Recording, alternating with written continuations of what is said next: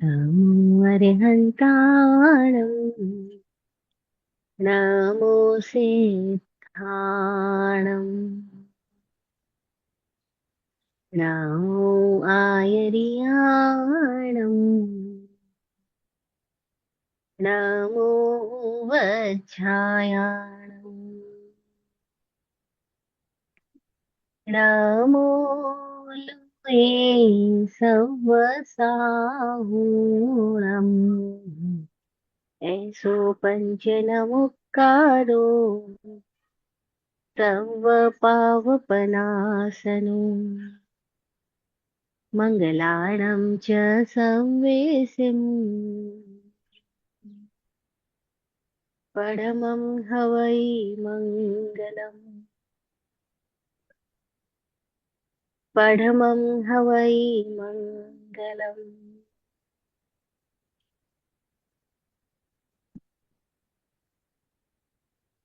गुरु के ज्ञान का टीका मेरे मस्तक पे लग जाए।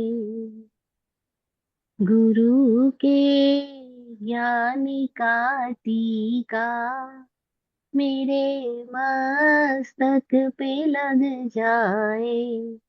मैं ना सोचूं ना कुछ समझूं। मैं ना सोचूं ना कुछ समझूं। गुरु जेहन में बस जाए। गुरु जेहन में बस जाए।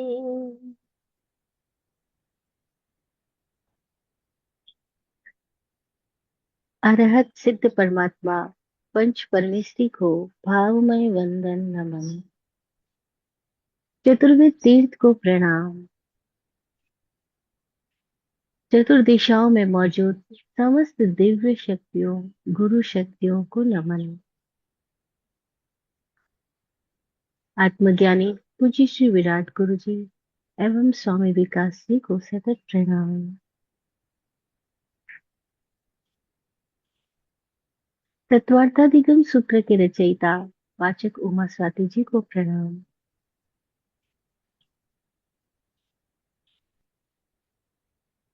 हे सिद्ध परमात्मा, आपकी कृपा से हम सबका सिद्ध स्वरूप उजागर हो। सिद्धा सिद्धिं मम दिशन्तु। सिद्धा सिद्धिं मम दिशन्तु। सिद्धा सिद्धिं मम दिशन्तु। ओम।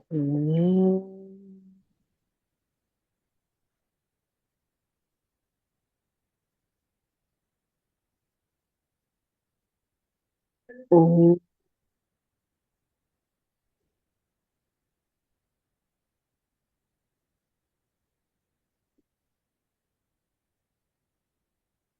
ओम।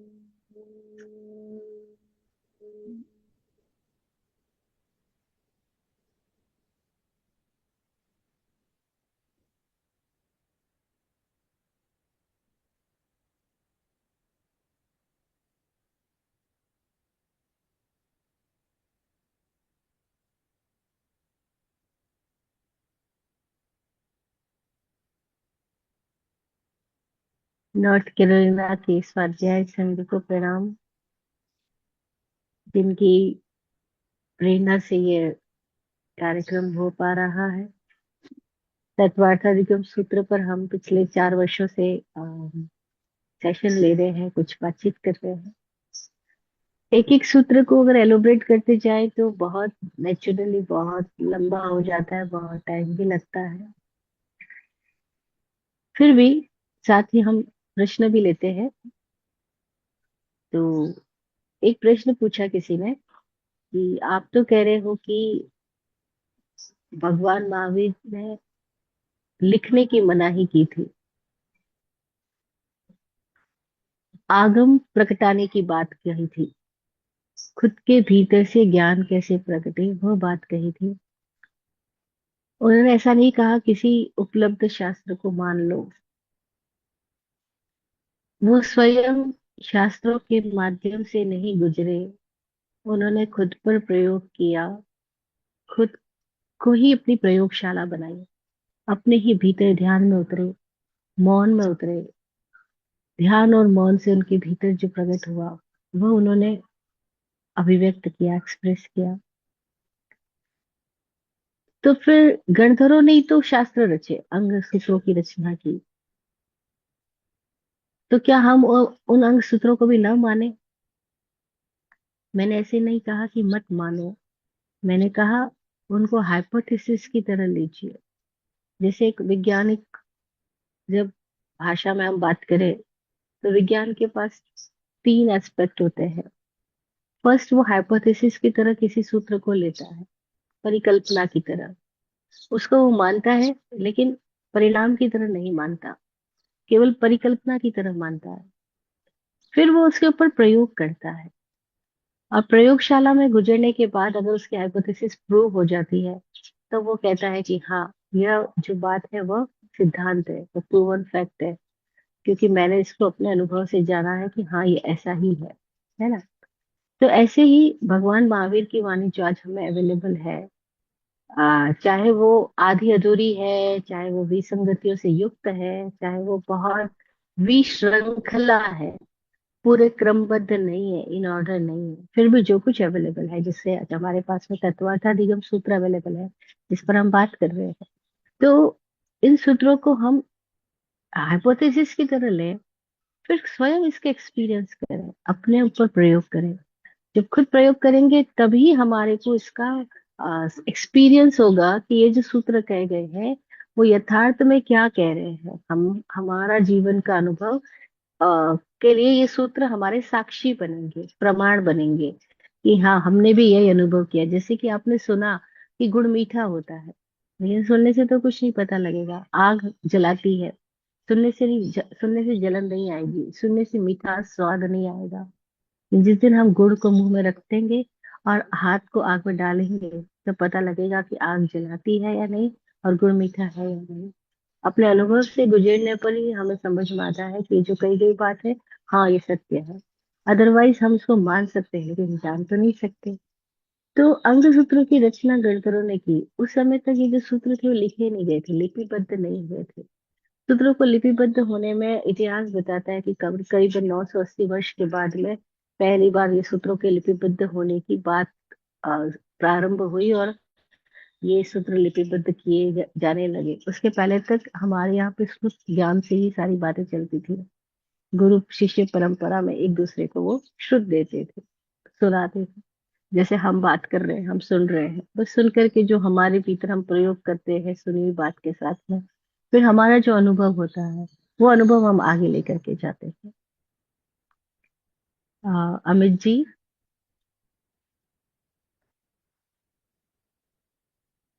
अमित जी दिखाई नहीं दे रहे हैं। Oh, I'm so sorry.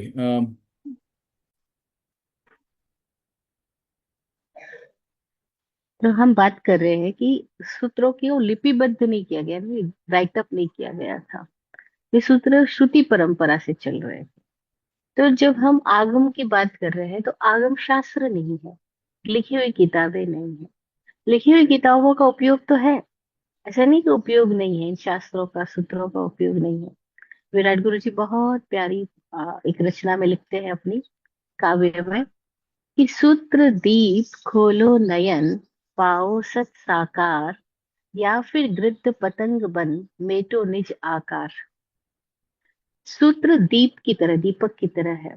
सूत्र दीप, खोलो नयन, अपनी आंखें खोलो तो पाओ सत साकार।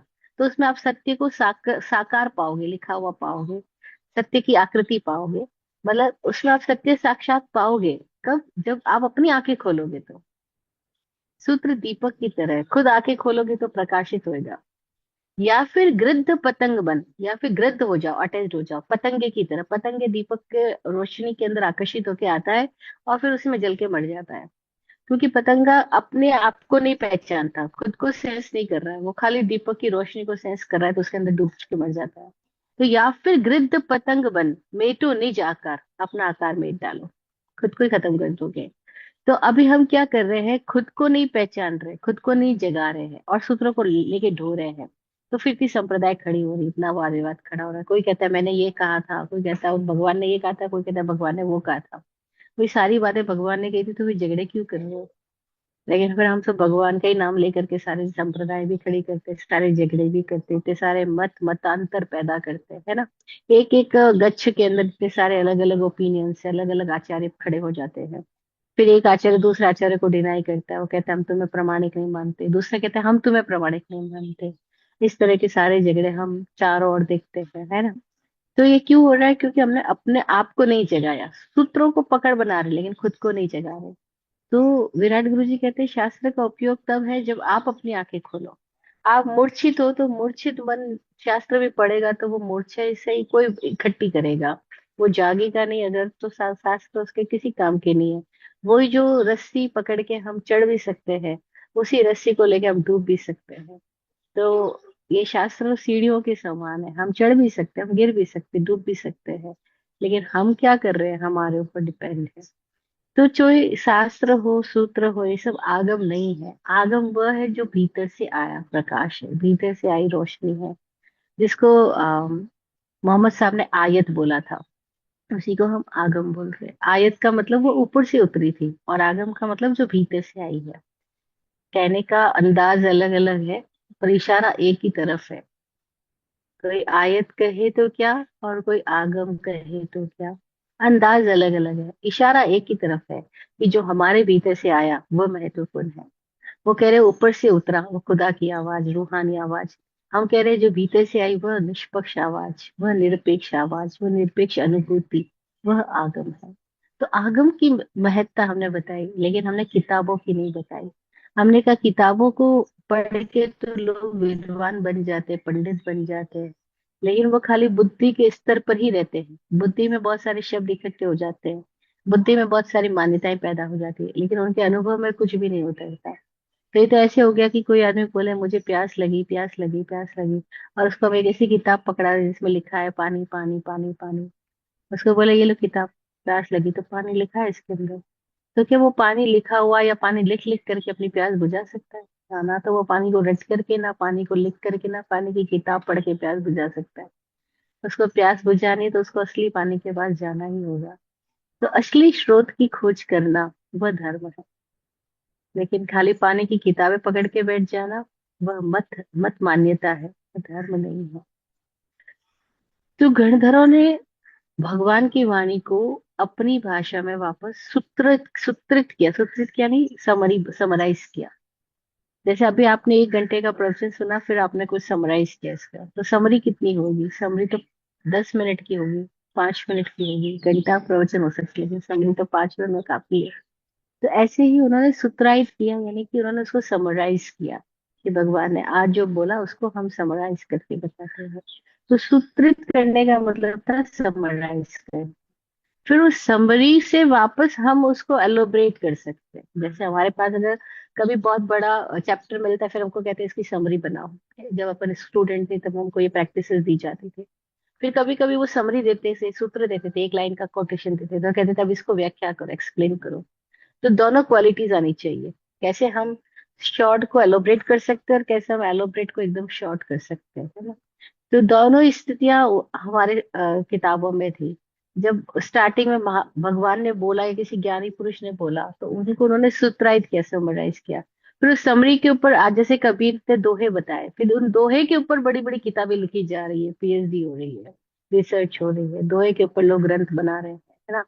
लेकिन कबीर ने तो एकदम शॉर्ट में लिख दिया था, शॉर्ट में कहा था। तो ऐसे ही सूत्रों को बाद में हम एलोबरेट भी करते हैं, जैसे अभी हम तत्वार्थ अधिगम सूत्रों को कर रहे हैं, एलोबरेट ही तो कर रहे हैं। अब दूसरा प्रश्न किसी ने पूछा, बहुत प्यारा प्रश्न है। उन्होंने कहा कि आप इस काल खंड में मौजूद सारी मान्यताओं के बारे में बात कर रही हो, कि मान्यता है कि पंचम काल में मोक्ष नहीं, और आप कह रहे हो मोक्ष इसी क्षण में संभव है। फिर मान्यता है कि साधु वेशधारी को हम साधु बोलते हैं, लेकिन आप कह रहे हो कि जो जागृत है वो मुनि है, जो अजागृत है वो अमुनि है, उसका वेश से कोई संबंध नहीं है। फिर इस कालखंड में ये मान्यताएं मौजूद है बहुत तरह तरह की, कि परंपरा को फॉलो करने से हम सत्य पहुंचते हैं, लेकिन आप ऐसा मना कर रही हो। तो इस तरह की बहुत सारी आप जिन मान्यताओं का खंडन करती हो, क्या वो सारी बातें आप एक वीडियो में कह रही हैं? तो मैं ये बताना चाहती हूँ कि खंडन मैं नहीं कर रही हूँ। मैं तो केवल महावीर के वचनों को प्रकट कर रही हूँ। मैं महावीर के वचनों का जो मैंने अपने अनुभव से जाना है, अनुभव से जिया है, मैं केवल उस बात को प्रकट कर रही हूँ। और ये भगवान महावीर ही थे जो उस समय में मौजूद भी मान्यताओं का खंडन कर रहे थे। ब्राह्मण उस समय में कुछ और बातें कहते थे। ब्राह्मण कहते थे सन्यास तो जीवन के उत्तरार्ध में होता है, लेकिन महावीर ने कहा सन्यास प्रारंभ की अवस्था में भी लिया जा सकता है ना? जब उस समय जमाने में लोग कह रहे थे वेदों को मानने से मुक्ति है, तो महावीर कह रहे थे नहीं, वेदों का अनुभव करने से मुक्ति है, किसी को शास्त्र को मानने से नहीं, खुद को जानने से मुक्ति है।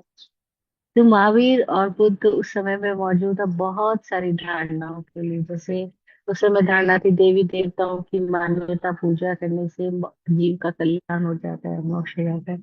महावीर ने कहा नहीं, देवी देवता महान नहीं है, तुम स्वयं महान हो। देवता प्रमुख नहीं है, तुम ही प्रमुख हो, इंसान प्रमुख है, क्योंकि इंसान अपने पुरुषार्थ से सब कुछ प्राप्त कर सकता है, तो उसको देवी देवता की सहायता की अपेक्षा नहीं है। तो महावीर बुद्ध उस समय में प्रचलित लौकिक जो मान्यताएं थी उन सब पे रोशनी डाल रहे थे। तो इसी वजह से बहुत सारे लोग उनसे नाराज हुए थे, क्योंकि लोगों को वो मानना मुझ में मजा आता है, क्योंकि मानने में कुछ करना नहीं पड़ता। जानने में जब कहा जाए पुरुषार्थ कर, खुद को जगाना होगा, खुद को ध्यान में उतरना होगा, खुद को खोज करनी होगी। तब खोजी बनने की बात पे तो आदमी बहुत बहुत थोड़े से लोग, कोई साहसी लोग ही आगे बढ़ेंगे। बाकी लोग तो कहेंगे नहीं, हमें तो कुछ ऐसा बताओ कि हम अपना सब कुछ ऐसे एज इट इज करते रहे, और कोई मंत्र जाप कर ले और कल्याण हो जाए, कोई माला फेर ले और हमारी मुक्ति हो जाए। बस हमें कुछ इजी सा मार्ग दे दो कि आप कह दो ये बात कर लो कि रात को खाना नहीं खाना मोक्ष हो जाएगा, तो हम ये कर लेंगे। बस तो कोई सरल सी बात बता दो। आप बोलो तुम ध्यान करो, तुम मौन में जाओ, तुम अपना निरीक्षण करो, ये सब बातें हमसे नहीं होगी। तो अधिकांश लोग जो होते हैं वो सरल सरल भी चाहते हैं, और ऐसा चाहते हैं सुविधाजनक हो उनके लिए, बस उनको कुछ करना ना पड़े। वो बोलते हैं ना कि तेल लगे न बाती और रोशनी आ जाए, बस मेरे को अपने से कोई तेल बाती लगाना ही ना पड़े और मेरे घर में रोशनी आए। तो हम में से अधिकांश लोग ऐसा चाहते हैं कि हींग लगे न फटकरी रंग आए चोखा। कि हींग और फिटकरी मेरा लगे और बस रंग अच्छा आ जाए। तो हमें से अधिकांश लोग इस तरह की प्रवृत्ति वाले होते हैं जो छोड़ना चाहते हैं। तो खंडन नहीं कर रही हूँ, मैं तो केवल यथार्थ बता रही हूँ जो फैक्ट सूत्रों में लिखा है, और मैंने अपने अनुभव से भी जाना है, गुरु कृपा से जाना है, बस उसको प्रकट कर रही हूँ। तो ये हुई उन प्रश्नों की बातें जो अ, लोग बोल रहे हैं कि आप खंडन कर रहे हो। हाँ, एक तरह से खंडन भी है, क्योंकि जैसे वो कह रहे हैं कि मोक्ष नहीं है। मोक्ष को भला कोई कैसे ताले लगा सकता है? मोक्ष तो मुक्ति है, हमारा स्वभाव है। और स्वभाव तो हर शय हम ही है, हमसे जुदा नहीं है, हम ही है वो। तो हम खुद को नहीं जानते, इसलिए हम परेशानी में है। और हम खुद को जान ले तो इतना मजा है। और जानने का रास्ता एकदम सरल है। आती श्वास जीवन है, जाती श्वास मृत्यु है, दोनों के साक्षी हो जाए तो मजा ही मजा है। आती श्वास जीवन है, जाती श्वास मृत्यु है, और हम दोनों के बीच में है। अगर हम दोनों के बीच में साक्षी हो जाए तो बस मजा ही मजा है, फिर कुछ करने को बचेगा ही नहीं। ऐसा। लेकिन हमें क्षण भर भी ठहरना नहीं आता ना। गलती तो हमारी ये है कि हमें क्षण भर भी ठहरना नहीं आता। हमें दौड़ भाग दिमाग में चलती रहती है, मची रहती है दौड़ भाग, रात नींद में भी दौड़ भाग ही मची रहती है। तब इस दौड़ भाग को आश्रव कहा गया है। उस आश्रव के विज्ञान को समझने के लिए हम इतने सारे सूत्रों के माध्यम से बात कर रहे हैं। क्योंकि मैंने सूत्रों पे बात करने की जिम्मेदारी ली है, इसीलिए मेरे को हर एक सूत्र की भाषा में ही बात करनी होगी। तो लास्ट सेशन में हमने बात की थी असाता वेदनीय कर्म का बंधन कैसे होता है, कैसे असाता वेदनीय का हम आश्रव करते हैं। तो सूत्र था वह, दुख शोक तापा क्रंदन वध परिदेवनानि आत्म परो भय स्थानानि असद्वेद्यस्य। दुख शोक ताप आक्रंदन, दुख है असाता वेदनीय, चाहे वो हम स्वयं को दें चाहे दूसरों को दे और चाहे हम दोनों को उपलब्ध कराएं, खुद को और दूसरों दोनों को, यानी वातावरण को, तो असहता वेदनी होती है। अब दुख क्या है, हम देखते जाएं तो हमें दुख कौन दे रहा होता है?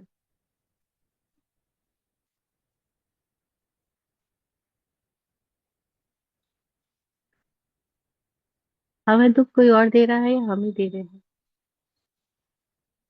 हम खुद ही दे रहे हैं। निरीक्षण करेंगे तो पता लगेगा कि हमारे सिवाय हमें दुख देने वाला कोई अन्य है ही नहीं। और क्यों आ रहा है ये दुख? क्योंकि हम जहाँ है वहां के प्रति हमारे भीतर स्वीकार भाव नहीं है, सकार भाव नहीं है। वहां के प्रति हमारे भीतर नकार भाव है। जहाँ है वो, उसमें हमको कमियां ही कमियां दिखाई देती। आप जिस पोस्ट पर हो उसी पोस्ट पर आपको कमियां नजर आएगी। ये ठीक नहीं है, वो ठीक नहीं, इतना पर्याप्त नहीं है। हमें हमेशा लगेगा कि जो भी प्राप्त हो गया हमको वो हमें अपर्याप्त लगता है। और अनुभवी कहते हैं जो प्राप्त है वो पर्याप्त है। Whatever you get you received, you are deserver for that only. तुम और ज्यादा अपनी योग्यता बढ़ाओ तो और अधिक हो सकता है, लेकिन हम क्या करते हैं, जो भी मिला उसमें हमेशा कमियां देख रहे होते हैं। पंखा मिला तो एसी क्यों नहीं, एसी मिल गया तो फिर और पर्टिकुलर टेम्परेचर क्यों नहीं, पर्टिकुलर माहौल क्यों नहीं। हमको हर जगह पर, कहीं पर भी बिठा दो, कहीं पर भी सुला दो, हमको कमियां नजर आ रही होती है। हमको लगता है हमको ऐसा नहीं ऐसा चाहिए, ऐसा कंबल नहीं ऐसा रजाई चाहिए, ऐसा जूता नहीं ऐसा चाहिए, ऐसा ड्रेस नहीं वैसा चाहिए। हमें जो भी मिल जाता है, फिर दूसरों को देख के कहते हैं यार मेरी सहेली का हस्बैंड बहुत अच्छा है, मेरा हस्बैंड तो मुझे कभी घुमाने ही नहीं लेके जाता है, मेरी सहेली का हस्बैंड उसकी हर बात सुनता है, मेरा हस्बैंड तो सिर्फ बात ही नहीं सुनता है। हमें जो मिल जाता है, जिस भी स्थिति में हम हैं, उस स्थिति में हमें कमियां देख ही लेंगे, निकाल ही लेंगे। हमें हर जगह पर कमियां नजर आ जाती है। हम तारीफ भी कर रहे होते हैं तो बहुत बहुत सीमित, बहुत कुनकुनी सी। लेकिन जब हम कमी निकाल रहे होते हैं तो हम बहुत विशाल दृष्टि वाले हो जाते हैं। न जाने कहाँ से हमारे भीतर की दृष्टि एकदम इतनी बड़ी होकर के कहाँ कहाँ कमियां ढूंढ लेती है। कमियां निकालने में हम एकदम उदार हो जाते हैं, और तारीफ करने में हम एकदम कंजूस हो जाते हैं। ग्रेटिट्यूड फील करने के लिए हमारे पास में थोड़े से रीजंस होते हैं कभी कभार, लेकिन कंप्लेन करने के लिए हमारे पास में सैकड़ों रीजंस होते हैं। दुख क्या है, कोई और नहीं दे रहा। हम जहाँ हैं वहां के प्रति स्वीकार भाव में है ही नहीं। हम जिसके साथ हैं हम उसके प्रति स्वीकार भाव में नहीं है। हम उसको भी स्वीकार नहीं कर रहे, हम उसको भी अपनी अपेक्षाओं में ढालना चाह रहे हैं, तो दुख आएगा। अपनी कंडीशन में दूसरों को डालना चाहते हैं, और अपनी मान्यताएं दूसरों पर डालना चाहते हैं, थोपना चाहते हैं। मेरी मान्यता है ऐसा हो, तो बस वैसा ही होना चाहिए। मैंने देखा घर में अगर दो लेडीज है और दोनों एक साथ किचन में है, दोनों के भीतर लगातार यही चल रहा होता है, ये ऐसे क्यों कर रही है, इसकी जगह इस स्टोव में खाना बनाया जा सकता था, इसकी जगह इस बर्तन में पकाया जा सकता, इसकी जगह इसमें सामान डाला जा सकता था, ये मसाला इतना ज्यादा क्यों डाला, कम भी डाला जा सकता था। वो हर दोनों के दिमाग में लगातार एक दूसरे के लिए जो अकाउंट्स चालू है ना, वो इतने भयंकर रूप से चल रहे होते हैं, क्योंकि दो लेडीज एक साथ एक किचन के अंदर काम कर रही है। बहुत रेयर है कि दोनों में एक दूसरे के प्रति टोटल एक्सेप्टेंस पैदा हो जाए, कि जो जैसा कर रहा है उनकी अपनी स्टाइल है। लेकिन हम कर ही नहीं सकते। ऐसे ही दो बेटे हैं एक पिता के, अब दोनों बेटों को देखो आप, वो लगातार उनके दिमाग के अंदर एक दूसरे को कैसे हम नीचा दिखाएं, एक दूसरे के सामने हम कैसे अपने आप को बड़ा बताएं, बड़ी स्टोरी चल रही होती है। अब ये दुख कौन ला रहा है, और उसको असहता वेदनी है, खुद को कष्ट कौन दे रहा है, खुद को असहता कौन पैदा कर रहा है? हम ही कहते लगातार, मम्मी आप उसको प्यार कर रहे हो मुझको नहीं कर रहे हो, आपने उसकी बात को सपोर्ट किया मेरी बात को सपोर्ट नहीं किया। और ये सारी बातें हमको कष्ट दे रही है, हम ही को पीड़ा दे रही है, हम ही में असहता टेंशन पैदा कर रही है। लेकिन ये टेंशन पैदा करने की फैक्ट्री जो हमने अपने भीतर पैदा कर दी है, वो फैक्ट्री हमें दिखाई नहीं पड़ती है कि मैं कैसे अपने आप को ही टेंस में डाले चला जा रहा हूँ। और उसकी फैक्ट्री 24 घंटे चालू है। हम सोने को जा रहे हैं, हमारे आसपास में और लोग सो रहे हैं, हम कह रहे हैं ये ऐसे क्यों सो रहे हैं, ये यहाँ पे कब तक सोते रहेंगे, ये यहाँ से उठ के चले क्यों नहीं जाते अपने रूम के अंदर, ये मेरे रूम में आकर के क्यों सो रहे हैं। इनको समझ नहीं आती कि अब मुझे नींद आ रही है, मेरे रूम में से चले जाए। मुझे लाइट बंद करनी है और ये यहाँ बैठ करके पढ़ रहे हैं, ये यहाँ पे बैठ करके टीवी देख रहे हैं। ये कब तक आखिर टीवी देखेंगे? तो हम सोते सोते बार बार चिल्लाते हैं, अरे भाई टीवी बंद करो, अरे भाई टीवी बंद। अरे भाई तुम शांति से सो जाओ, लेकिन नहीं। हम एक जगह से दूसरी जगह कहीं सफर कर रहे होते हैं, देखो बस के अंदर हम बैठे हैं, अभी बस का ड्राइवर ने बस स्टार्ट नहीं करी, वो वेट कर रहा है सारे यात्री बढ़ जाए। तब तो दूसरे यात्री जो पहले चढ़ गए वो बोलते हैं, अरे स्टार्ट क्यों नहीं कर रहे हो, आपका टाइम हो गया, बस आप चलो चलो जल्दी चलो, आप क्यों इतना लेट किए जा रहे हो अंकल, जल्दी चलो। अरे भाई तुम क्यों इतना बेचैन हो रहे हो? ड्राइवर जब चलाएगा तब चलाएगा, जिस स्पीड में चलाएगा उस स्पीड में चलाएगा, लेकिन हम, ये ड्राइवर बड़ा स्लो चला रहा है, ये ड्राइवर बड़ा फास्ट चला रहा है, ये ड्राइवर बड़ा रफ चला रहा है। मतलब हमारा दिमाग लगातार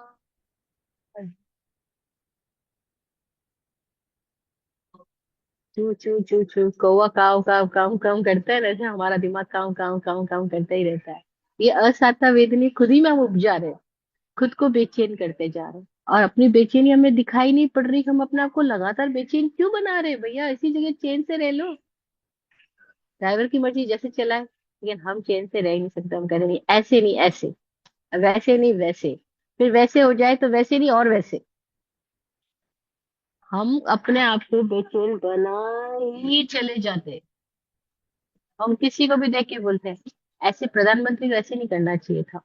पान पे बैठा हुआ दुकान का जो आदमी है, पान पनवाड़ी बोलते हैं उसको, वो भी प्रधानमंत्री के कार्यक्रमों के बारे में अपनी ऐसी राय व्यक्त करेगा जैसे कि अगर वो प्रधानमंत्री होता तो एकदम करेक्ट परफॉर्मेंस देता अपनी। तो क्या ऐसे नहीं करना चाहिए था प्रधानमंत्री, तो ऐसे नहीं बोलना चाहिए था राहुल। अरे भगवान, सबके लिए हम अपने आप को बेचैन क्यों कर रहे हैं? लेकिन आदत पड़ गई है, आदत पड़ गई। और फिर हम लोगों को फोन करके भी बोल देते हैं, आपने उस दिन उस प्रोग्राम में जो ड्रेसअप किया ना वो ठीक नहीं लगा, आप उसकी जगह ऐसे ड्रेसिंग डालते तो।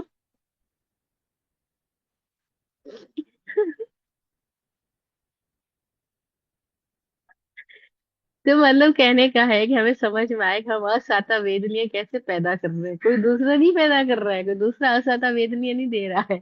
हमको आदत पड़ गई है असाता उपजाने की। हमको आदत पड़ गई है खुद को दुख में, शोक में, ताप में रखने की, खुद ही स्ट्रेस लेने की। और नहीं तो लोग सुबह उठ के सोचते हैं, तो आज किस बात की टेंशन की जाए, चलो। तो वो टेंशन करेंगे, इतने दिन हो गए घर में फ्रूट्स लाके रखे तुमने खाए नहीं, पड़े पड़े सड़ रहे, तुम्हें पता नहीं लगता फ्रूट्स कितने महंगे आते हैं। अब उसको कुछ तो भी झगड़ा करना है ना, कुछ तो भी टेंशन पैदा करनी है घर के अंदर में। तो एनी सब्जेक्ट, हम हंसेंगे ऐसी सी बातों पर, अगर हमें इस सूत्रों की समझ आ जाए ना, इतना मजा आएगा लाइफ के अंदर में कि यार इन लोगों को टेंशन पैदा करने की आदत ही पड़ गई है क्या, बिना बात के झगड़ा कर रहे हैं। उनको चाय सर्व करो तो थोड़ी देर में बोलेंगे, चाय एकदम ठंडी हो गई, मैं तो एकदम गर्म पीती हूँ, आप वापस चाय गर्म करके दीजिए, वापस चाय गर्म करके दो, फिर पियेंगे। ये क्या शक्कर आपने इतनी कम क्यों डाली, हमको इसमें और ज्यादा शक्कर, मतलब उनको आदत ही पड़ गई असाता वेद में कमियां ही कमियां देखने की। हर जगह पर खुद को कष्ट में डालते हैं, खुद को बेचैनी में डालते हैं, मजे में रहते ही नहीं। उनको बोलो हर चीज का मजा लेना सीखो, तो एक दिन की प्रैक्टिस करो चलो, पूरी जिंदगी नहीं कर सकते, खाली एक 24 घंटे की प्रैक्टिस करो कि 24 घंटे जो भी होएगा मैं हर चीज में मजा लूंगा।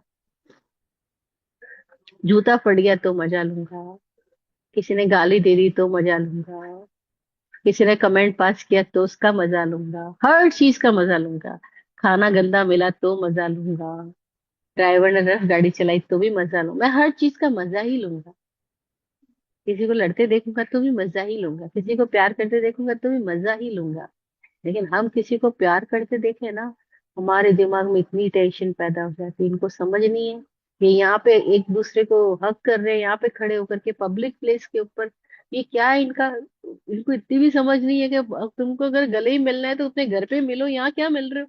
अरे भाई वो प्रेम ही तो कर रहे हैं, झगड़ा तो नहीं कर रहे सबके सामने, लेकिन हम कहते हैं झगड़ा सबके सामने करो तो एक्सेप्टेबल है, लेकिन तुम प्रेम सबके सामने करो वो एक्सेप्टेबल नहीं।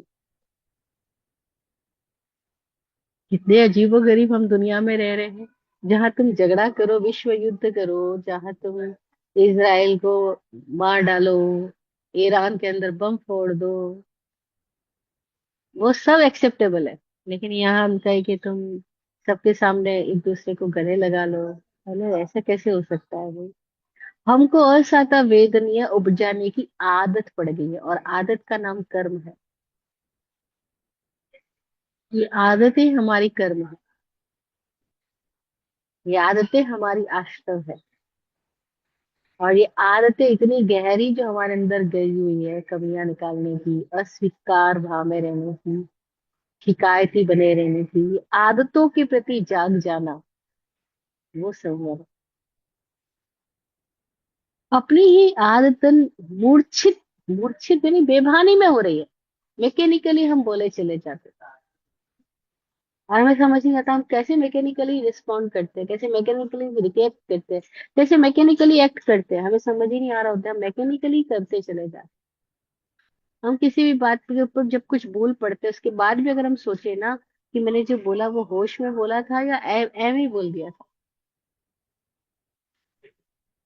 तो हम इतने हैरान होंगे, अच्छा मैंने इतनी बातें एम ही बोल दी, जरूरत ही नहीं थी इतनी बातें मैंने बोल दी यहाँ पे, किसी ने मांगी ही नहीं थी और मैंने सलाह दे दी वहां पर। लेकिन हम भी बड़े मजेदार लोग हैं।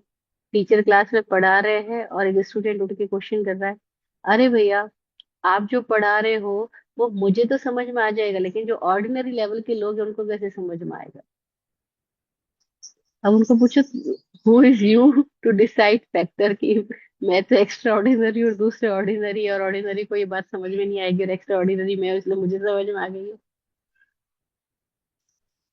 लेकिन बहुत लोग आके बोलते थे कि आपके प्रवचन हमें समझ में आ जाते लेकिन ऑर्डिनरी लोगों को समझ में नहीं आएंगे। और मैं कहती हूँ ऑर्डिनरी है कौन, कौन साधारण है यहाँ पे, एवरीवन इज एक्स्ट्रा ऑर्डिनरी, उनसे जाके पूछो।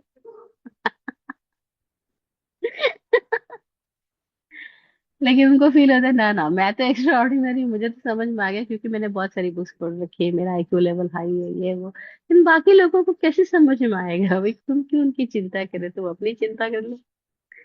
लेकिन ऐसे ही हम सब आदतन, आदतन बोले जाते हैं, आदतन खाए जाते हैं। अच्छा, आदतन खा करके खुद को असहता वेदनीय देते हैं। एक्स्ट्रा खा लेंगे, एक्स्ट्रा प्लेट में ले लेंगे, फिर एक्स्ट्रा खाना पड़ेगा, फिर एक्स्ट्रा खा लेंगे, फिर कहेंगे आज तो मेरा पेट, आज तो मेरा सिर, आज तो मेरे पैर। अरे भैया खुद को कष्ट किसने पैदा किया है, असहता वे, फिर कहेंगे मेरे कर्मों का प्रभाव है, असहता वेदने की वजह से मेरे पेट में दर्द हो रहा है, सिर में दर्द हो रहा है। अरे भाई असहता वेदने की वजह से नहीं हो रहा है, एक्स्ट्रा खाने की वजह से हो रहा है, और एक्स्ट्रा खा करके हम खुद को दंडित कर रहे हैं। हम खुद को ही दंड दिए जा रहे हैं, एक्स्ट्रा खा खा करके, एक्स्ट्रा सो करके, एक्स्ट्रा बैठ बैठ करके, एक्स्ट्रा बातें करके हम खुद को ही दंड दिए जा रहे हैं। लेकिन हमें समझ ही नहीं आ रहा है मैं खुद को दंड भी दे रहा हूँ क्या। इस शरीर को हम भारी बना के खुद को ही वजन बढ़ा के खुद को ही दंड दे रहे हैं। असहता वेदना खुद ही पैदा कर रहे हैं। लेकिन ये समझ ही नहीं आता कि मैं एक्स्ट्रा खा के रोज अपने शरीर का वजन बढ़ा रहा हूँ, खुद को दंड दे रहा हूँ। क्यों? क्योंकि आदतन चल रहे हैं, और आदतन जीना आश्रम है। इसमें जाग आ जाए वह संभवित है नहीं। पर अपनी आदतों के प्रति जागृति का आना आसान बात भी तो नहीं। अपनी ही आदतों के प्रति हमें जागृति नहीं आती ना, और कोई और जगा दे तो हमें पीड़ादायी लगता है। जब हम थाली में खाना ले रहे और कोई कह दे अरे रुक के पहले थोड़ा लो, ना खा सको उतना ही लेना, दोबारा ले लेना। हम कहते हैं यार ये आदमी क्यों टोकता है, मेरी मर्जी, मेरा घर, मैं जितना मर्जी खाना लूं। लेकिन हमारे को अगर वाइफ टोके ना इतना मत खाओ, हम कहेंगे अच्छा कमाता मैं हूं और मुझे टोके जा रही है कि मत खाओ, क्यों ना, क्यों ना खाऊं, जब मैंने कमा के लाया तो मैं खा नहीं सकता क्या। बस देखो ये आदतें हमको किस भांति रिएक्शन पैदा करवाती है। हम उसको थैंक यू नहीं बोलेंगे, अच्छा हुआ तूने मुझे जगा दिया कि मैं अपनी आदत के प्रति सहोश हो जाऊं। ये नहीं हमें समझ में आएगा, हमें समझ में आएगा ये क्या बात है, मुझे क्यों टोका जा रहा है। तो हम अपनी आदतों के प्रति जागने लग जाएं। फिर दुख कहाँ से आ रहा है, असहता वेदना कहाँ से आ रही है, कहीं और से नहीं आ रही है। ये शोक कहाँ से आ रहा है, शोक क्या है, इतना मजेदार है ये शोक करना। मतलब जब ब्रेकअप हो जाता है तो लड़के लड़कियों का चेहरा देखो, वो कई दिनों तक शोक करते रहते हैं। पर आजकल तो चेंज हो गया है, आजकल वो लोग उसकी भी पार्टी करते हैं। ब्रेकअप पार्टी बोलते हैं उसको।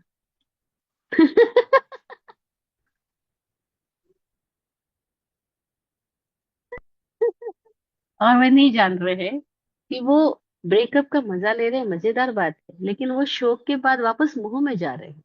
और ये शोक और मोह एक ही सिक्के के दो पहलू है। एक तरफ मोह है, एक तरफ शोक है। दोनों एक साथ जुड़े हुए हैं। जो मोह में जा रहा है वही शोक में जा रहा है, जो शोक में जा रहा है वही मोह में जा रहा है।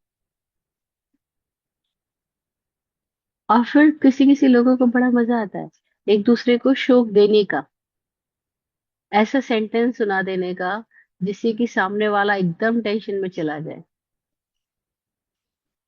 और फिर वो उसका मजा लेते हैं। जानबूझ करके बोलते हैं कि मैं मर जाऊं तो आपको क्या पड़ी है। हम सामने वाला कैसे बोले कि मुझे पड़ी या नहीं पड़ी। ये सामने वाला कैसे बोले तो एक बार मर तो जा, पता भी लगे कि मर के होता क्या है।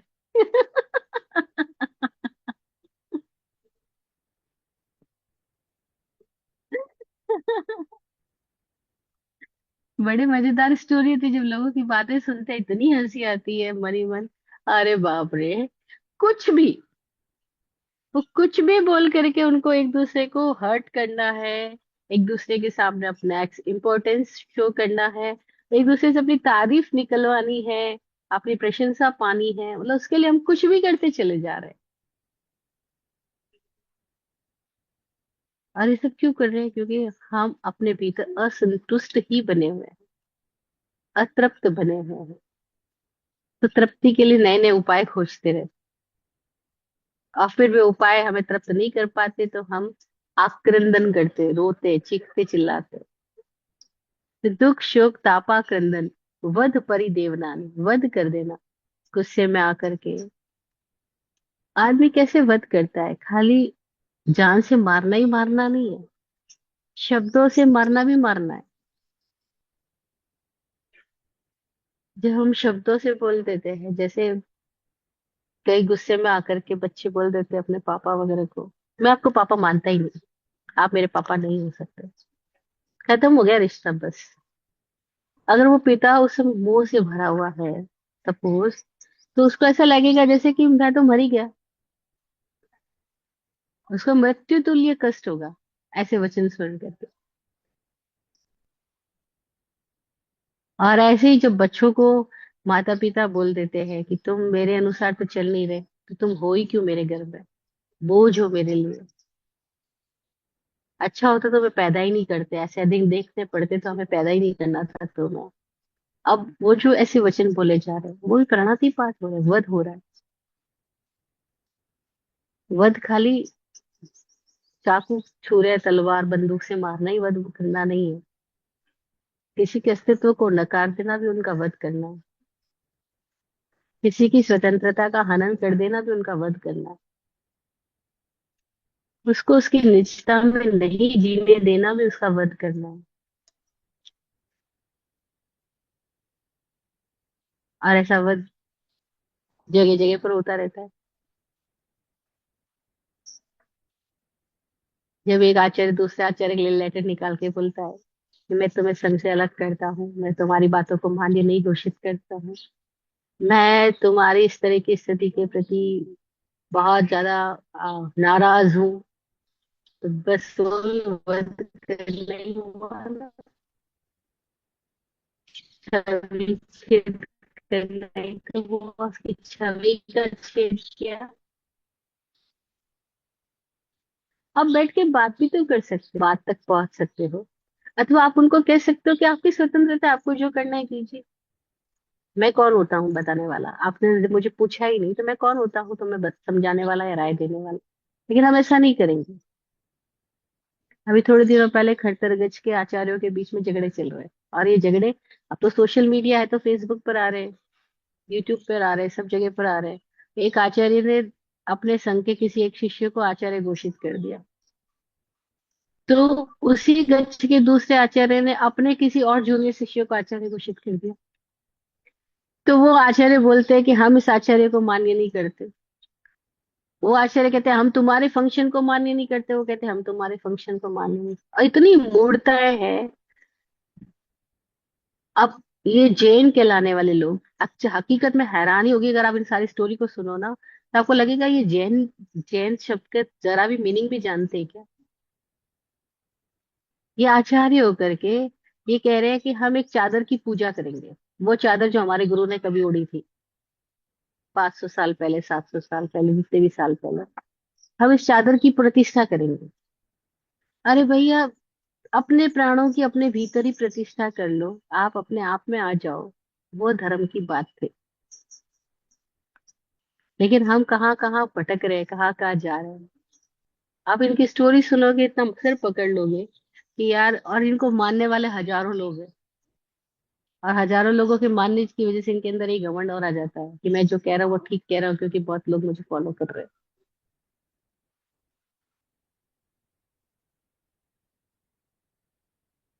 जैन धर्म में, मतलब जो प्रचलित समाज है उसमें तो जैन धर्म ढूंढना बहुत मुश्किल है, क्योंकि जैनी का मतलब था वह जो खोजी है, वह जो खोज के द्वारा खुद को उघाड़ रहा है, वह जो एक्सपीरियंस, एक्सपेरिमेंट करके अपने एक्सपीरियंस को गेन कर रहा है, वो जो तथ्य तक जाने की कोशिश कर रहा है, तथ्य तक जाए। इसलिए इसका नाम तत्वार्थ अधिगम सूत्र रखा गया था, कि तत्व के अर्थ का अधिगम करना, जो भी फैक्ट है उसके भीतर तक जाना, क्या है, क्यों है, कैसे है, उसका विज्ञान निकालना। लेकिन वो तत्व कौन है? तो सबसे बड़ा तत्व ये जीवन है। तत्व जीवन से भिन्न नहीं है, ये जीवन ही तत्व है। तो इस जीवन के भीतर जाना, ये श्वास कहाँ से आ रही है, कहाँ विलीन हो रही है, ये अंदर जाकर के कैसे बदल जाती है, ये कब अंदर जाती है तब ऑक्सीजन है, और बाहर आती है तो कार्बन डाइऑक्साइड है। तो ऐसा क्या हो जाता है कि अंदर से ऑक्सीजन जाती है और बाहर कार्बन डाइऑक्साइड निकलती है? तो वो बीच में कहाँ कौन सी चीज ऐसी हो रही है जहाँ ये सब कुछ बदल जाता है, क्यों हो रहा है? अपने जीवन के तत्व को पहचानना, कि कैसे ये इंद्रियां है, कैसे ये गति है, कैसी ये स्थिति है, अपने ही आप को समझने की बात थी। लेकिन हमने खुद को छोड़ के बाकी सब दिशाओं में न जाने क्या क्या बकवास पैदा कर ली। तो सूत्र थे आईने की तरह, कि खुद को देखना, कि खुद को दुख तो नहीं देख रहे, शोक तो नहीं दे रहे, खुद को ताप तो नहीं दे रहे, कैसे खुद का ही वध तो नहीं कर रहे जब हम अपनी स्वतंत्रता का हनन करते, अपने भीतर की आवाज को दबा रहे होते हैं। क्यों? क्योंकि हमें अपनी आवाज अगर हम रखेंगे तो बाहर के लोग हमसे नाराज हो जाएंगे, और वो नाराजगी मोल नहीं लेनी है। ऐसा तो नहीं किया महावीर ने, ना कहा। उन्होंने कहा तुम जैसे हो वैसे अपनी निजता में जीना, लोग नाराज हो उनकी चॉइस है, लोग तारीफ करें उनकी चॉइस है। तो महावीर ने जब, सोचो दिगंबर हुए होंगे, वो उनके भीतर कुछ ऐसा घटा कि वो दिगंबरत्व को उपलब्ध हो गए, तो बहुत लोगों ने तो कितनी नाराजगी की होगी कि पागल हो गया क्या ये आदमी, राजा का बेटा था और नंगा होके घूम रहा है। लेकिन उन्होंने किसी की नाराजगी की से परेशान नहीं हुए वो। फिर वही लोग किसी दिन मूर्तियां बना बना के मंदिरों में पूजा कर रहे, इससे भी वो खुश नहीं हो रहे। वो कहते तुम्हारा चॉइस है, तुम क्या करते हो, मैं तो अपनी जिंदगी जीने के लिए आया। एक छोटा लड़का एक बार हमारे पास आता है, 10 साल का, 10-12 साल का, अपनी मम्मी के साथ में। हम काफी लोग इकट्ठे थे। तो उसकी मम्मी ने बताया बहुत सुंदर डांस करता है। तो हमने कहा अच्छा बेटा डांस करो फिर। तो हमारे पास जितने लोग इकट्ठे थे, सबने बोला तो इस गाने पे डांस करना, किसी ने बोला उस गाने पे करना, किसी ने बोला उस गाने पे। वो बीच में खड़ा है, वो सबकी बातें सुन रहा है। तो फिर वो लड़का ने सबकी बातें सुनने के बाद बोला देखो, मैं अपना डांस करता हूँ, जिसको जो गाना मन में सोचना है सोच लो।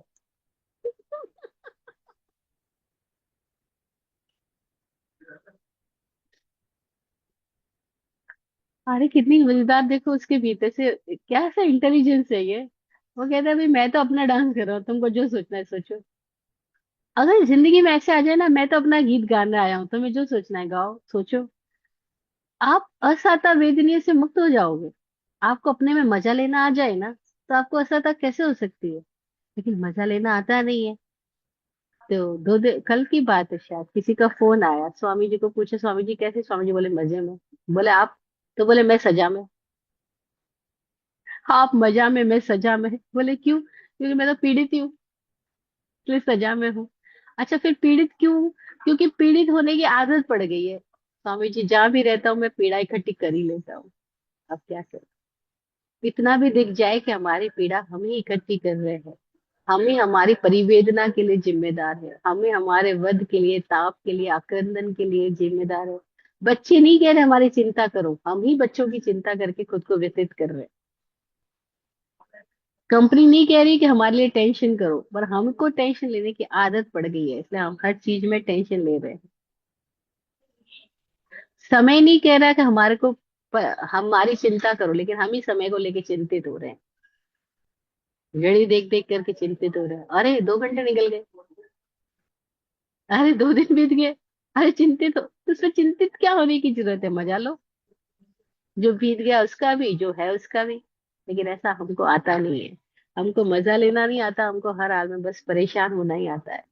तो असाता वेद भी खुद पैदा कर रहे हैं, कितनी तरीकों से पैदा कर रहे हैं। जहां भी हम अस्वीकार भाव में आते हैं, जहां भी हम अपनी बेचैनियों में जीते हैं, हम खुद को असाता देते हैं।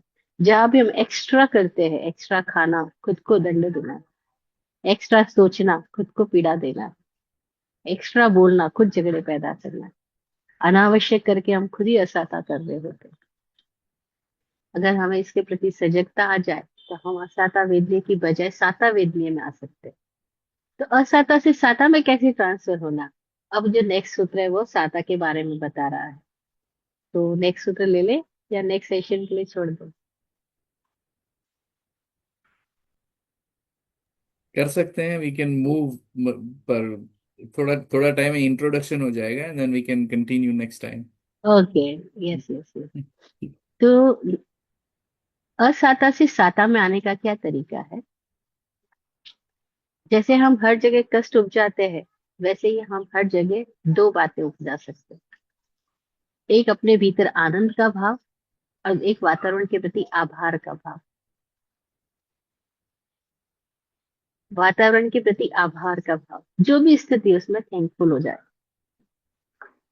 जो भी स्थिति उसके प्रति थैंकफुल हो जाए। आसान बिल्कुल बात नहीं है, बिल्कुल भी आसान बात नहीं, क्योंकि आप रोज एक सीट पे बैठते हो, सीट पे कोई दूसरा आके बैठ जाए। आप देखो घरों में भी लोगों ने अपनी अपनी चेयर फिक्स कर रखी है, कि जब डिनर पे बैठते हैं, लंच पे बैठते हैं, तो ये मेरी चेयर है, ये उसकी चेयर है, उसकी चेयर है। अब आपको पता लगेगा आपकी चेयर पे पहले से कोई और आके बैठ गया है।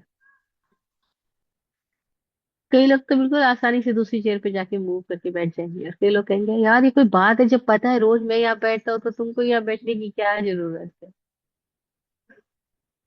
बस, कहाँ असहता शुरू हो जाएगी बिल्कुल पता नहीं चलता। हम इतना आदतन है ना, इतना मूर्छित है ना, और अपने अपनी चीजों की पकड़ है, इतनी पकड़ है। मैंने देखा प्रवचन में जब लोग आते थे, उन्होंने अपने स्थान फिक्स कर रखे हैं। अध्यक्ष का ये स्थान, मंत्री का ये स्थान, फला का ये स्थान, फला का वो स्थान, और उनके स्थान पे कोई और आके बैठ जाए जरा, उनका दिमाग आउट हो जाएगा, उनका बिल्कुल ध्यान प्रवचन में नहीं होगा, इस बात पे ध्यान होगा कि मेरी जगह पे कोई दूसरा आके कैसे बैठ गया। तो असाता हम पैदा करते चले जाते हैं अपनी स्थिति की पकड़ की वजह से, और इसको साता में कैसे बदल सकते हैं? जो आ गया उसके लिए आनंद का भाव। अगर कंफर्ट मुझे प्रिय है तो दूसरों को भी तो कंफर्टेबल होना अच्छा लगता है। उनको कंफर्टेबल चेयर पसंद है और उनको शायद मेरी चेयर ज्यादा कंफर्टेबल लग रही है, तो बैठने तो ना उनको उस चेयर का मजा नहीं। लेकिन हमारे लिए बिल्कुल ऐसा नहीं, छोटा बच्चे थे ना हम तब भी ऐसा ही था। अपनी मम्मी की गोद पे कोई दूसरा आ जाए ना, हम रोने लग जाते।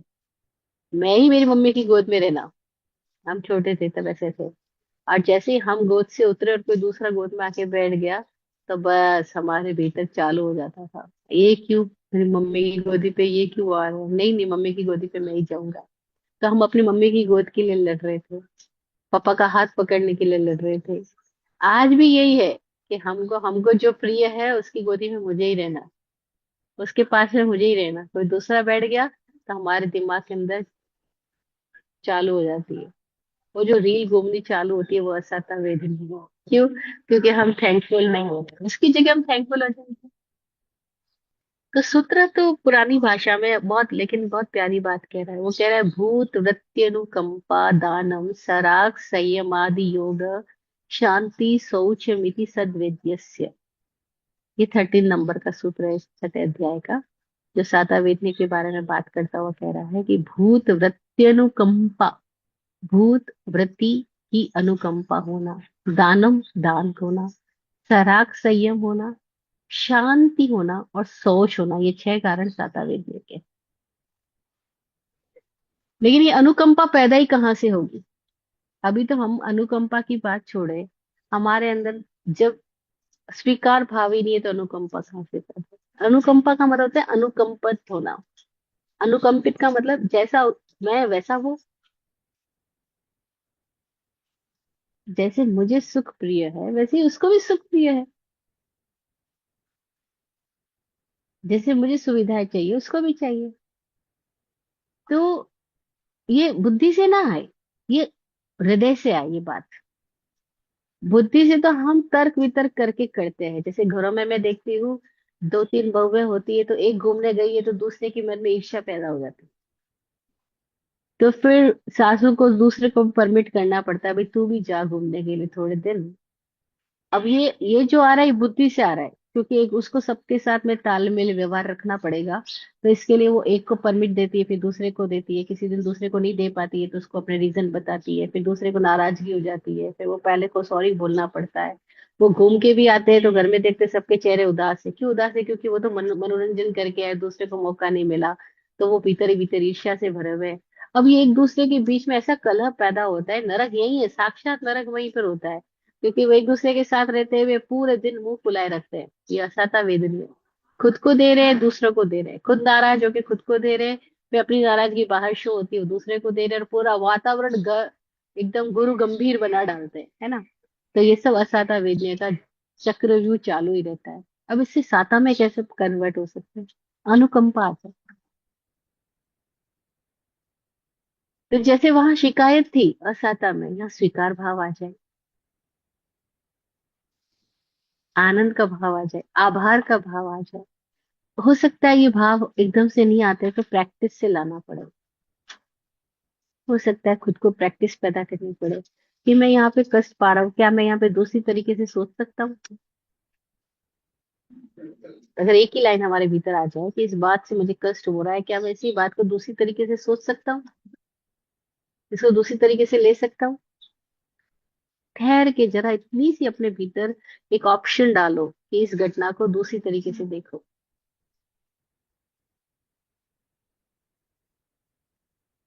पर जैसे नहीं होता हमारे मुंह में अगर एक दांत कभी कम हो जाए तो जीभ बार बार उसी खाली जगह पे जाती है।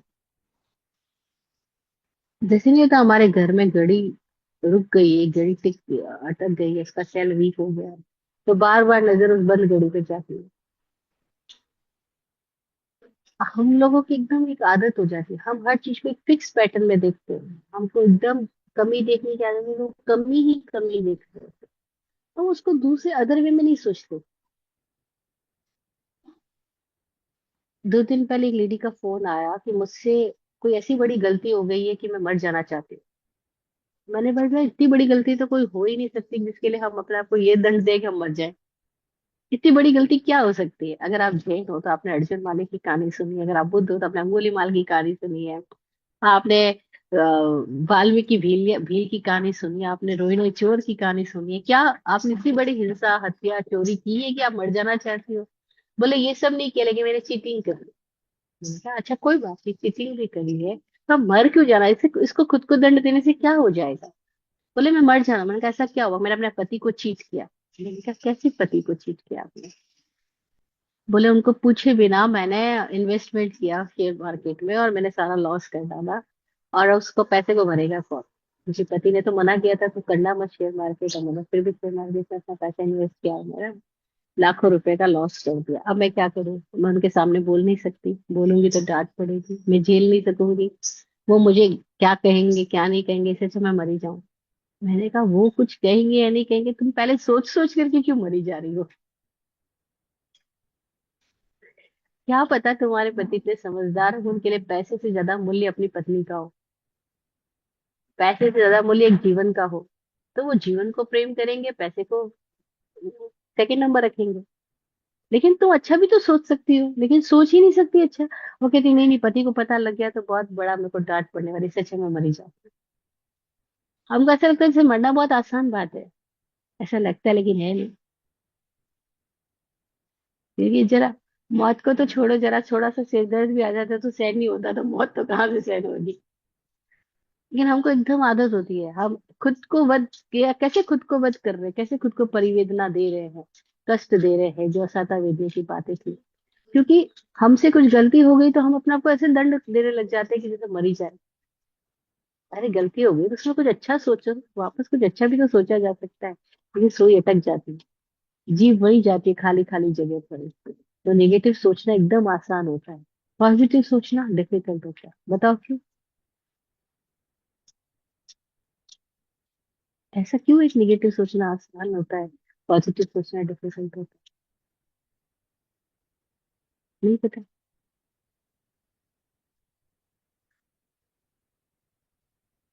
नेगेटिव का साइन क्या है? देख, और पॉजिटिव का साइन क्या है? देख, अब सीधी को तो घुसना बहुत आसान है, कहीं पर भी घुस जाएगा, सीधी रेखा। और जो ऐसी रेखा हो, उसको कहीं घुसाना हो, प्लस वाले को कहीं डालना हो। आप देखो ना, सीधी कील आपको दीवार में डालनी एकदम आसान है, लेकिन आपको ऐसा प्लेस बनाओ और फिर आप उसको डालने की कोशिश करो दीवार में, नहीं जाएगी। पॉजिटिव बातें इस खोपड़ी रूपी दीवार में जल्दी से नहीं जाती है। यार नेगेटिव तो एकदम सीधा एरो है, सीधा तीर है, तो सीधा अंदर घुस जाता है। पॉजिटिव को जाने के लिए ऐसे प्लस का साइन है ना, तो प्लस के साइन को अंदर घुसाना आसान बात नहीं है। प्लस के लिए बहुत स्पेस चाहिए, और उतना स्पेस है नहीं, सब भरा पड़ा है भूसा। तो असाता वेदनी इज वेरी इजी।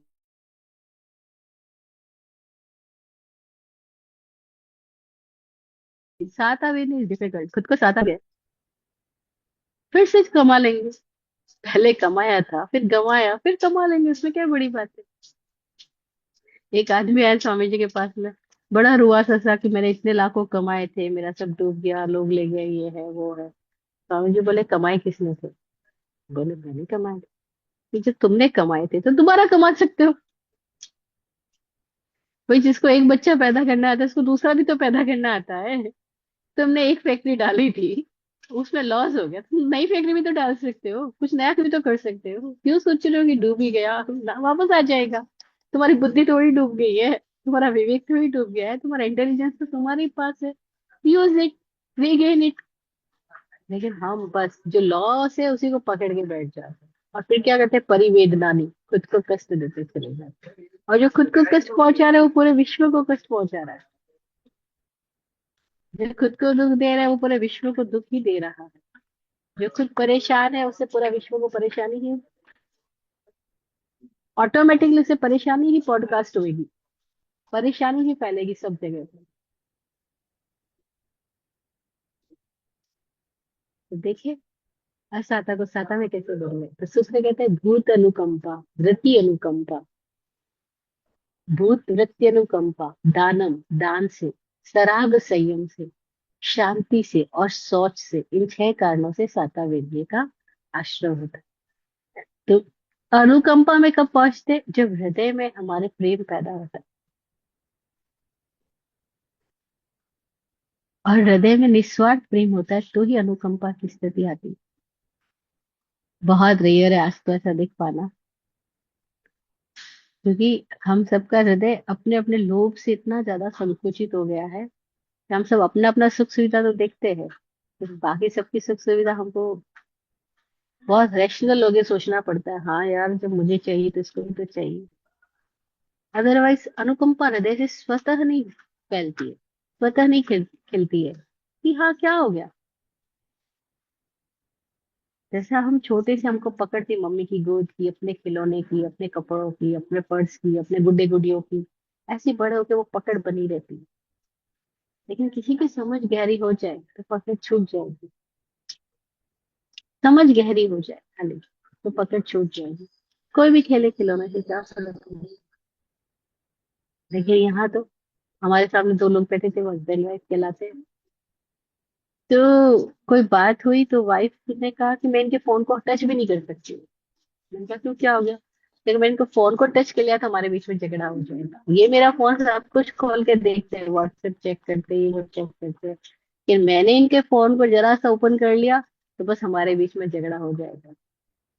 तो कहते हैं आजकल ये क्या बोलते हैं, लाइफ को, मैरिज लाइफ के अंदर सब कुछ शेयर होता है लेकिन फोन का पासवर्ड नहीं।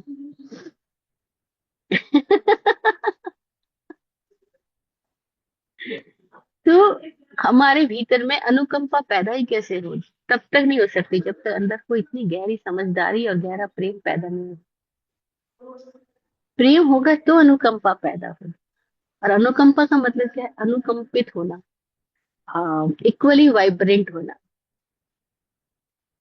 जो वाइब्रेशन तुम्हारे अंदर आ रहे हैं वैसे ही मैं भी रिफ्लेक्ट कर पा रहा हूँ, जो मेरे भीतर आ रहे हो तुम भी रिफ्लेक्ट कर पा रहे हो। ये रिफ्लेक्शन हो जाए। और कितना, ऐसे देखे तो बहुत आसान बात है, क्योंकि हमारा स्वभाव है। साता में जीना हमारा स्वभाव है। अनुकंपित होना हमारा स्वभाव है। वाइब्रेंट होना, इक्वली वाइब्रेंट होना आ, हमारा स्वभाव है। मौज में रहना हमारा स्वभाव है। लेकिन ये स्वभाव तो हमारा भुला दिया गया, और आदतन प्रभाव इतना गहरा हो गया कि हमें हर जगह पर बस संकुचित होना, दुखी होना, स्ट्रेस लेना वो एकदम आसान लगता है। लेकिन वो बिल्कुल भी आसान नहीं है। खुद को पीड़ा देना है, खुद को सजा देना है, खुद को दंड देना है। और एक हम प्रैक्टिस कर सकते हैं, एक दिन की प्रैक्टिस करें। आज एक दिन 24 घंटे में मजे में रहूंगा, बस 24 घंटे में टेंशन नहीं लूंगा। अगर टेंशन की कोई स्थिति भी आ गई तो बोलूंगा कल के दिन सोचेंगे, आज तो मुझे कुछ नहीं।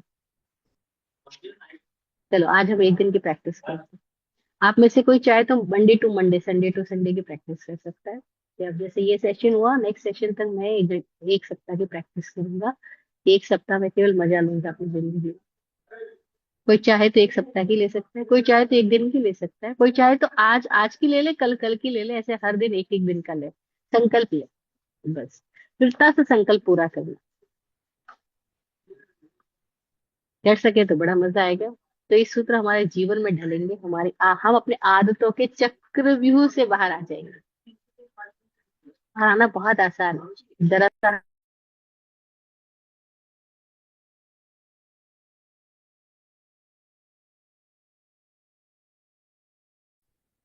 बहुत ही इजी बात है कि हम अपने आदतों के चक्रव्यूह से बाहर आ जाए। वैभव सिंह जी, भूत के बारे में बता दिए, भूत आपने नहीं बताया।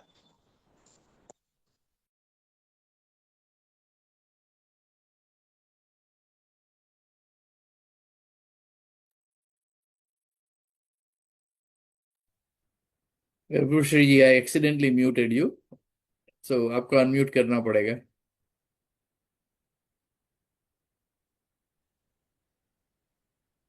प्रश्न ये है कि भूत के बारे में बताइए कि भूत वृत्ति अनुकंपा में भूत शब्द का क्या अर्थ है। तो किताबों के अनुसार भूत का अर्थ होता है प्राणी। जितने भी प्राणी हैं उन सबको उन्होंने भूत बोला है। एक इंद्रिय, बेंद्रिय, तेन्द्रिय, चतुरिंद्रिय, पंचेंद्रिय, इन सब प्राणियों को उन्होंने भूत शब्द बोला है। और इतना ही अर्थ नहीं है, भूत का अर्थ है जो भी हमें हमारी जिससे भी मुलाकात हो रही है वो सब भूत ही है। क्योंकि हमारा पास्ट ही हमारे इम्प्रेशन के थ्रू हमारे सामने प्रेजेंट हो रहा है। और जो भी हमारी मेमोरी है वो भी सब भूत है ना। जो भी प्राणी हमारे सामने, वो तो किताब अर्थ बता रही है कि जो भी प्राणी हमारे सामने आ रहे हैं वो सब भूत है। और मैं ये कह रही हूँ भूत का मतलब हमारे भीतर स्टोर सारा पास्ट, वो भी भूत है। उसके प्रति भी अनुकंपित होना, यानी उसके प्रति भी सहज हो जाना, एक्सेप्ट कर लेना।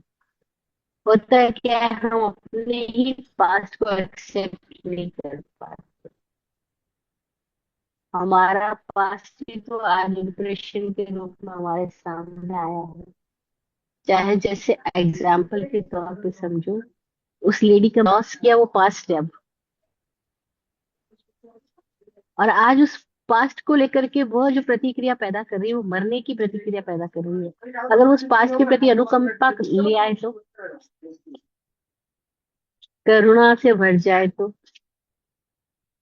जो हुआ उसके प्रति एक्सेप्टेंस ले आए तो वो साता में आ जाएगी, इमीडिएट साता में आ जाएगी। जैसे अभी वो इमीडिएट असाता में है, क्योंकि वो अपने ही पास्ट के प्रति अनुकंपा से नहीं भरी है, कठोरता से भरी है, क्रूरता से भरी है। वो उस पास्ट को पसंद नहीं कर रही है, उस पास्ट को हटा देना चाहती है, वो उस पास्ट को मार डालना चाहती है, उस पास्ट को खत्म कर देना चाहती है। तो वो असाता से भरी है। और अगर वो उस पास्ट के प्रति अनुकंपा से भर जाए कि कोई बात नहीं, गुरु जी की कविता की एक पंक्तियां सुनाती हूँ, फिर शायद और समझ में आए। गुरु जी अपनी कविता में लिखते हैं, जो भी मैं हूँ भूत के भावों का फल साकार हूँ। जो भी मैं हूँ भूत के भावों का फल साकार हूँ। किंतु हर पल मुक्त मन उत भाव का संचार हूँ। किंतु हर पल मुक्त मन उत भाव का संचार हूँ। यह खुशी क्या खूब है, नारंज दिल में द्वंद है। यह खुशी क्या खूब है, नारंज दिल में द्वंद है। चुक रहा है कर्ज सारा, हो रहा आनंद है। चुक रहा है कर्ज सारा, हो रहा आनंद है। जिंदगी बस और क्या, एक मुस्कुराता छंद है। जिंदगी बस और क्या, एक मुस्कुराता छंद है। जय हो, जय हो, जय हो, जय हो।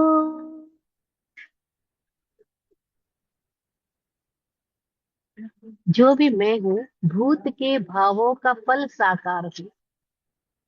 मैंने भूत में जो भाव किए उसी का आज मैं साकार फल हूँ। आज जो मेरा प्रेजेंट है वो मेरा पास्ट का ही तो इम्प्रेशन है। किंतु हर पल मुक्त मन उत्भाव का संचार हूँ। लेकिन फिर भी प्रेजेंट में मैं मुक्त मना हूँ। प्रेजेंट में मैं भारी मना नहीं हूँ, मुक्त मना हूँ। और उत भाव का संचार हो, अब उस पुराने भावों से ऊपर उठ करके जी रहा हूँ। यानी अब मैं आदतन नहीं जी रहा, कॉन्शियस जी रहा। तो किंतु हर पल मुक्त मन उत्भाव का संचार हूँ। यह खुशी क्या खूब है, ना रंज दिल में द्वंद है। ना तो दिल में कोई द्वंद है, ना कोई रंज है, कोई गम भी नहीं है मैंने ऐसा क्यों किया। जो किया आज मैं उसमें मजे में हूँ। लॉस हो गया, मैं लॉस का मजा करूंगा। हालांकि आसान बात नहीं है, लेकिन कोई समझ ले तो बहुत आसान है। दादा भगवान बताते हैं कि,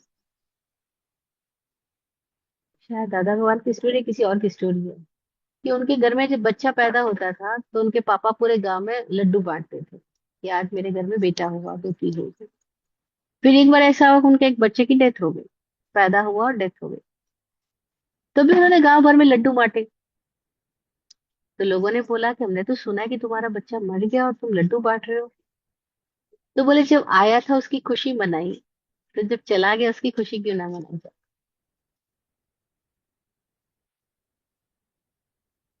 ये थोड़ा आउट ऑफ द बॉक्स सोचना हुआ। ओशो अपने बचपन की एक स्टोरी सुनाते उनके पिताजी की, कि उस जमाने में घर बनाना एकदम आसान बात तो आज भी नहीं है, तो तब भी नहीं थी। तो पैसा जोड़ जोड़ करके उन्होंने एक अच्छा पक्का मकान बनवाया अपने गांव के बाहर अपने लिए। अभी मकान बन करके रेडी हुआ है, और 9 दिनों के बाद में उसका इनॉग्रेशन होने वाला है। ये पूरी फैमिली उसमें शिफ्ट होने वाली है। और एक रात बहुत जोर की बारिश आती है और बिजली गिरती है और वो मकान खत्म हो जाता है। मकान ढह जाता है। तो गांव भर के लोग शोक मनाते हैं कि आपने इतना मुश्किल से मकान खड़ा किया और ये मकान तो ढह गया बारिश के अंदर में।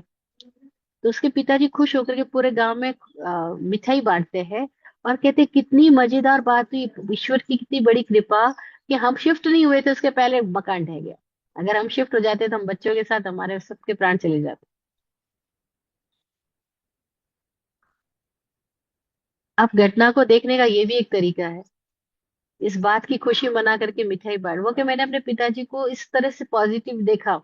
और बच्चे के ऊपर सबसे ज्यादा इंप्रेशन इस बात का होता है उसके माता पिता कैसे रिएक्ट करते हैं, कैसे रिस्पॉन्ड करते हैं सिचुएशन पे। क्योंकि बच्चा सबसे ज्यादा कनेक्टेड अपने माँ बाप से है, अपनी फैमिली से है। जो वो फैमिली मेंबर को इस तरीके से रिस्पॉन्ड करते हुए दिखता है, उसके भीतर एक नई प्रेरणा पैदा हो जाती है, जीवन को देखने का एक नया नजरिया पैदा हो जाता है। सिखा के नहीं सीखा जाएगा। हम बच्चों को लेक्चर देके कुछ भी नहीं सिखा सकते, लेकिन हम जिस तरह से जी रहे हैं उसे बच्चे देख के सीख जाते हैं। अवश्य कहते हैं, मैंने प्रारंभ के दिनों में अपने पिता की ये खूबी देख के मैं इतना हैरान हुआ कि गांव भर में इस बात के लिए मिठाई बांटी कि कितना अच्छा हुआ कि हम उस घर में शिफ्ट नहीं हुए, वरना हमारे बच्चे नहीं बचते, इस घर में हम नहीं बचते। तो घटना के सकार पक्ष को देख लेते साता वेद में, नकार पक्ष को देख लो असाता वेद में।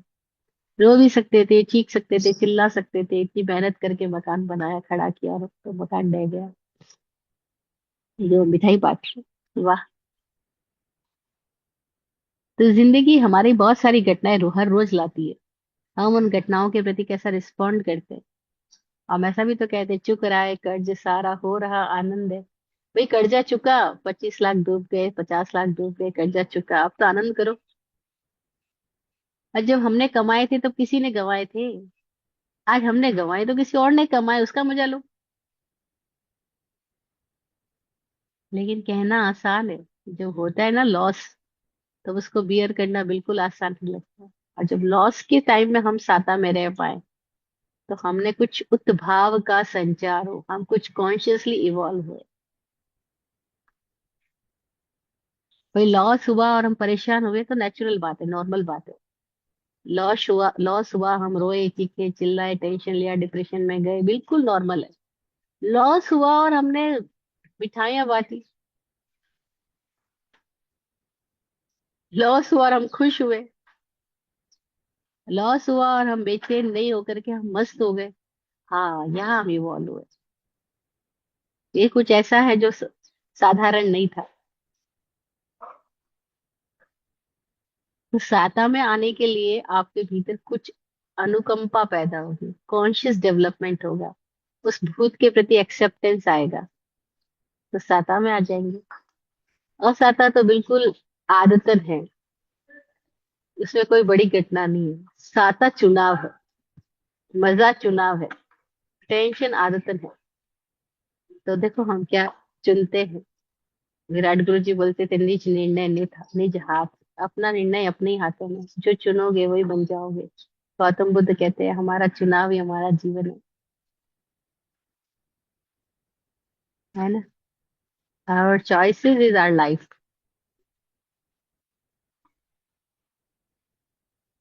हम क्या चॉइस करते हैं वही हमारी जिंदगी बन जाए। चुने सुख को, चुने साता को, क्यों असाता चुनने।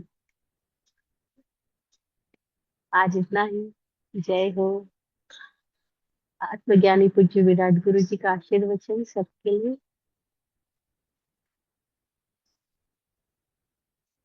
आप फूलो फलो, हो जिंदगी मखमल मुलायम।